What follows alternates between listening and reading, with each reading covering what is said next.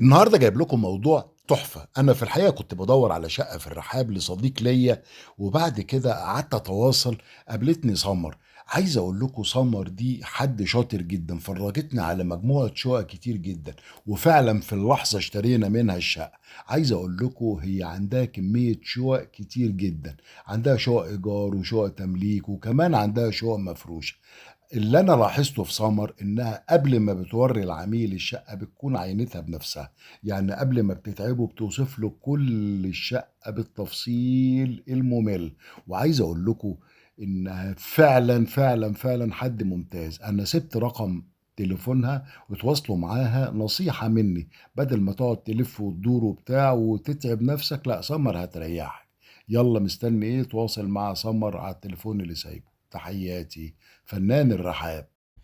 كنت هاقفل الفيديو وكنت هانسى خالص أقول لكم إن هي كمان عندها محلات إيجار جديد وقانون جديد، وكمان تمليك في القاهرة الجديدة والرحاب وفي أماكن كتير.